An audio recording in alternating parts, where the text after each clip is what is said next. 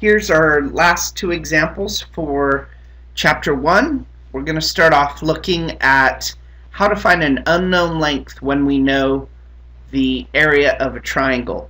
So for this example, we're told the base of the triangle is 28 meters. We don't know the height, but we know that the area is 308 square meters. So we actually have to work backwards on this to find the height. We still use the same formula for area of a triangle, which is area equals 1/2 base times height. We go ahead and plug in what we do know. We know the area is 308, and we know this is 1/2 of the base, which is 28, and we're going to multiply that times the height. If this was an odd number, I would multiply both sides by 2, but in this case it's an even number, so it goes in evenly, and we would get 1/2 of 28 is 14 times h, and then what we're going to do is we're going to divide both sides by 14, and I'm going to get out my handy dandy calculator. Give me just one sec. If I get out my calculator and I do 308 divided by 14, we get exactly 22. So my answer here is 22 meters.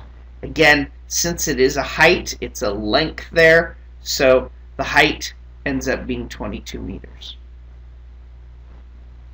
And again, we take a look at it, we write the formula, we plug in our values, and we solve for h. So we get 22 meters. We're going to do one more of these. Whoops, let's back that up. Same type of problem, and we solve it the same way. So we've got area is equal to 1/2 base times height. You use the appropriate formula. If it was a rectangle, you would just use base times height. But in this case, it's 1/2 base times height. The area of the triangle is 64 square meters, so we put a 64 here, and we have 1/2 and then 16. Oh, 16 times the height. Sorry about that. Let's try that again. 16 times the height. We know this is even, so I'm just going to say 64 is equal to 8 times the height. We divide both sides by 8, and that tells us that the height is equal to 8 meters in this case.